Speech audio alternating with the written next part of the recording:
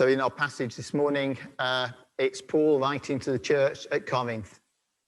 And of course, today is Father's Day. So a question to all fathers. What is it do we most want for our children? What do we say? What do we most want for our children? Well, my guess is,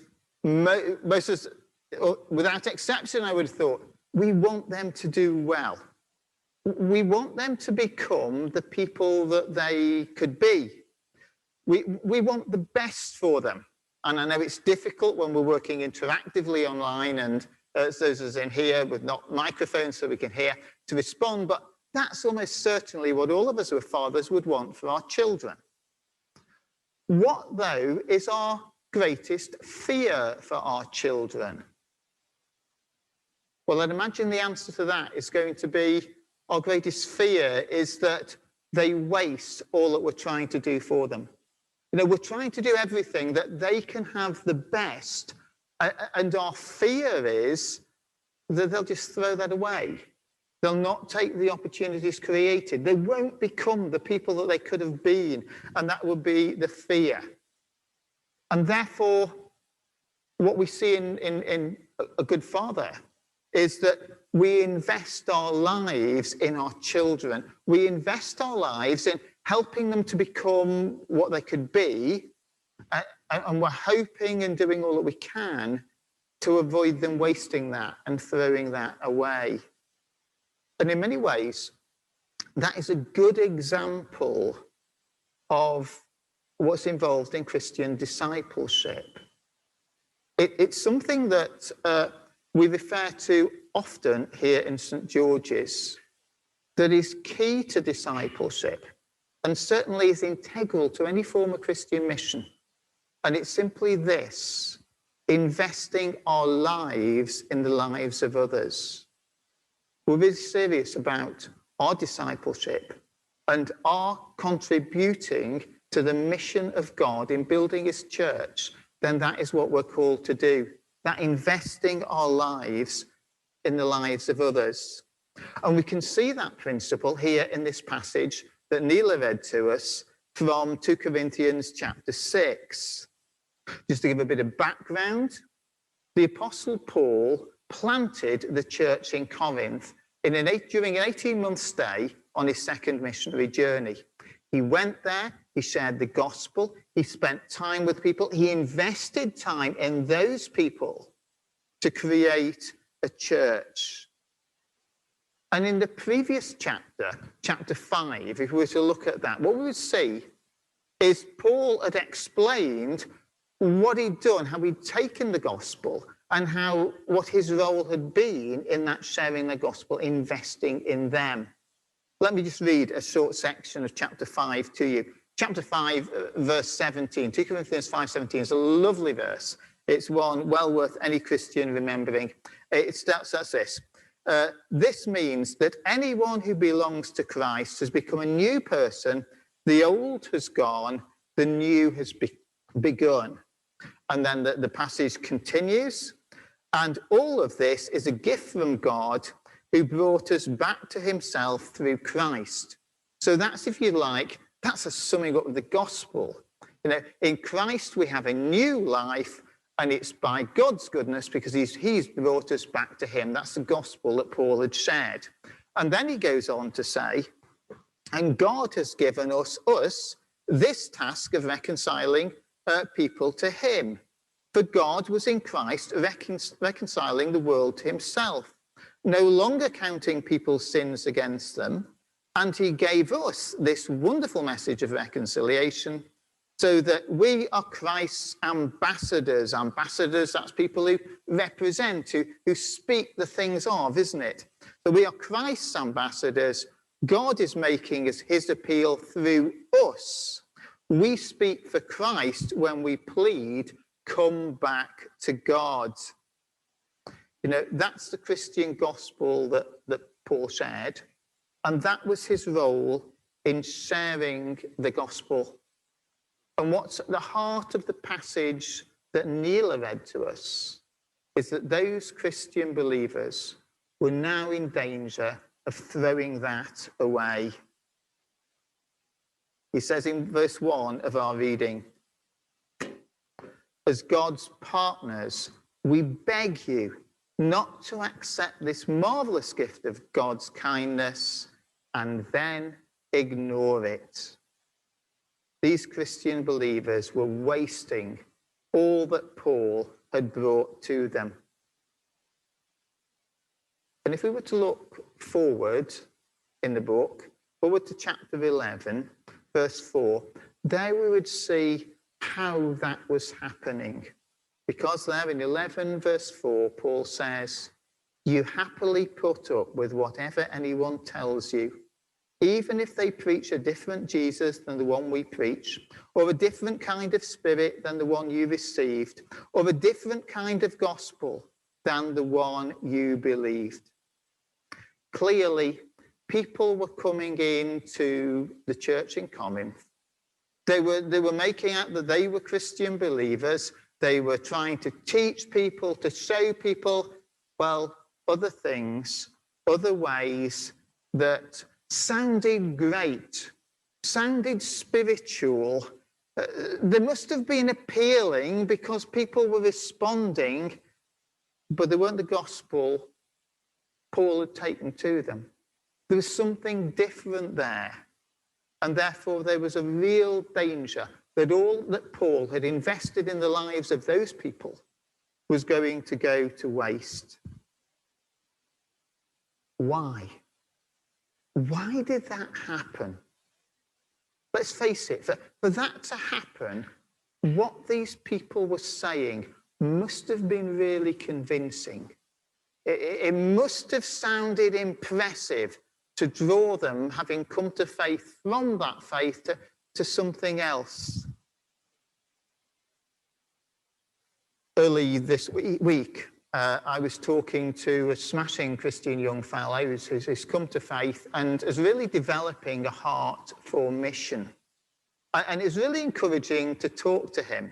And he was talking about some of the things that he was doing and some of the things he was hoping to do.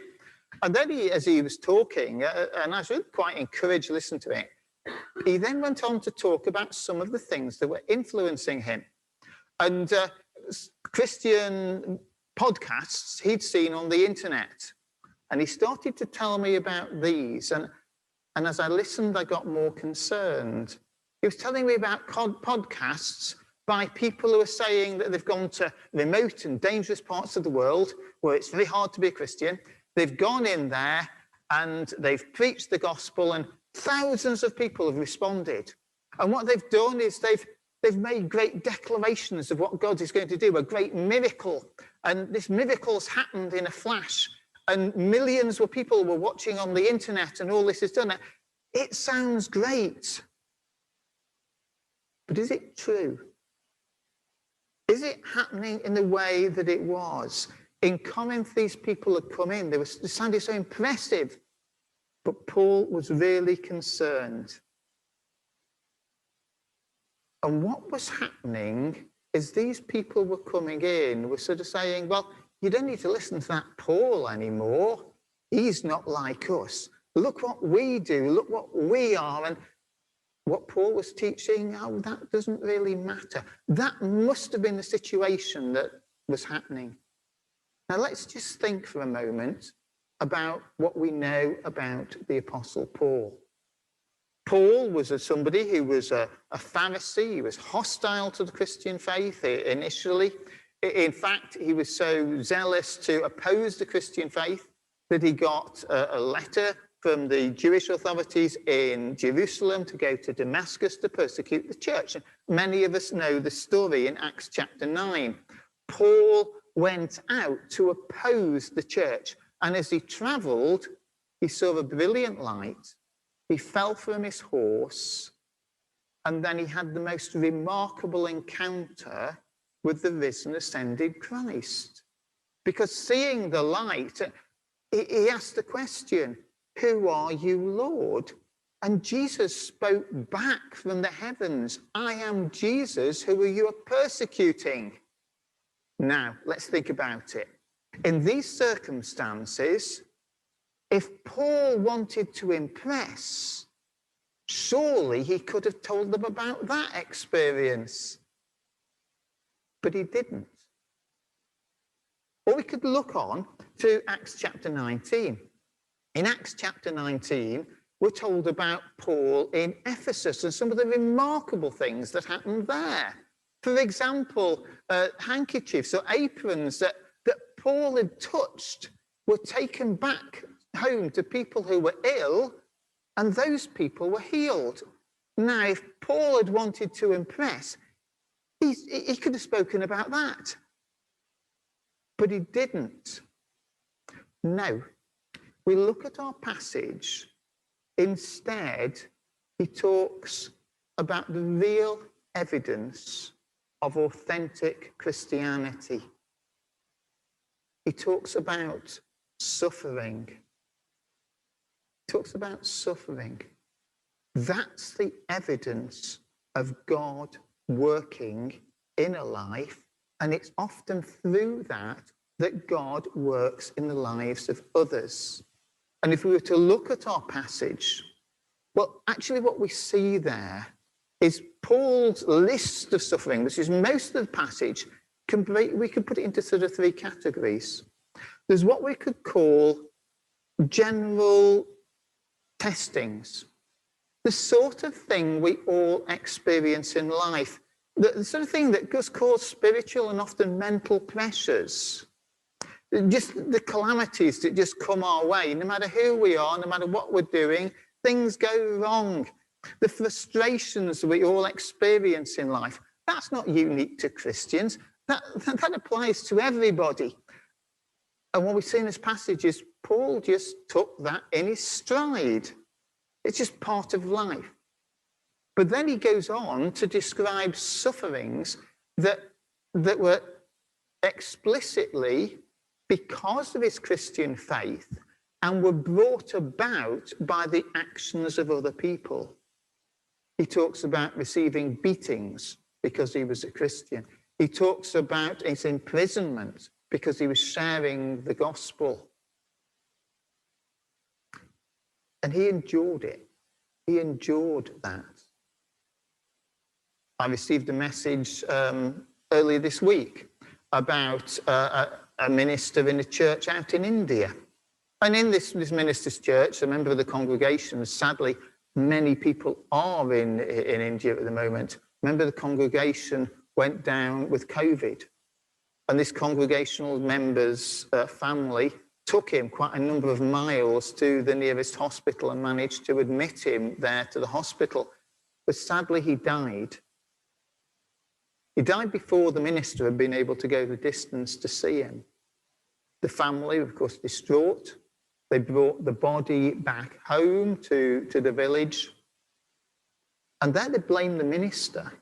They were so upset that they and their neighbours went to the minister in great anger. And they beat him. They severely beat him. And other church members passing spotted this and called others and went in and rescued him. But he got a severe beating. As a result, eventually the police had been informed by somebody else, and the police came and the police wanted to press charges. The minister refused. He prioritised his ministry in that village, to that community, to those people, and he wouldn't take part in the thing. Paul here talks about sufferings brought about by other people, which he endured for the gospel. And then finally, it talks about forms of suffering that Paul himself chose to undergo. It is describing all of the effort and the energy that he had to put in to planting that church there. He talks about sleepless nights. He talks about going hungry. All things that he's chosen out of his way to live, because what he was doing, what was most important to him was investing his life in the lives of others. That is the evidence of God at work. That is God's transforming power. That is what really makes the difference. Does that matter? Does it matter to us? Well, our passage begins by saying that that today is the day of salvation. That now is the time that God's gospel is going to make a difference. The time in which it's going to change our lives is now. This is the day of salvation. Now is the time. Today is Father's Day. Which of the following would we say makes the best father? The man who's constantly telling his children all that he does and all that he achieves. How gifted and how able he is. You know, the sort of father that results in a child going into school in the playground, constantly boasting about my dad does this, my dad's achieved that, my dad's, well, at least until that child gets a bit older and they get a bit discerning and then things might change. But you know the picture. Does that make the best dad? Or is it the dad who just sticks with it? Keeps going. When it gets hard, they keep going to keep a roof over the kid's head, to provide for the children and the family. The one who faces the struggles when things are going wrong just keeps at it. The one who, when the child needs time, just spends the time investing the life in the life of the other. What we see in this passage and what this passage calls us to is that real commitment to the gospel. That commitment of investing our lives in the lives of another. And the time to do that is now.